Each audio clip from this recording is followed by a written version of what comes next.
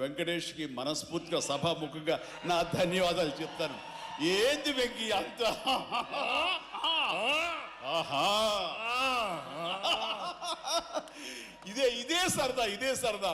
And నేను చాలా చెప్పను, కానీ సినిమా చూస్తే కనుక నేను ఎంత చెప్పినా సరే తక్కువే అవుతుంది, మీరు ఎంత ఊహించుకున్నా సరే అది తక్కువే అవుతుంది.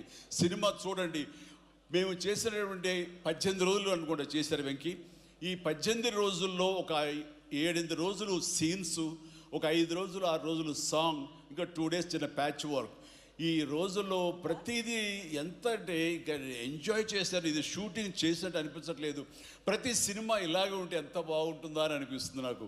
అందుకని మనస్ఫూర్తిగా సభాముఖంగా అందరి సమక్షంలో వెంకటేష్కి ఇది మన ఇద్దరి మధ్య ధన్యవాదాలు తెలియజేస్తూ, ఇది మచ్చు తురక. ఇందాక అనిల్ రావిపూడి అడిగినట్లుగా ఈ కాంబినేషన్ ఫుల్ ఫ్లెడ్జ్డ్గా ఎప్పుడు దొరుకుతుందంటే వెంకీ నేను రెడీ. అండ్ అనిల్ రావిపూడి ఎవరో ఎందుకు, ఈ అవకాశం నువ్వే తీసుకుని ఖచ్చితంగా నువ్వు స్టోరీ రాసుకో.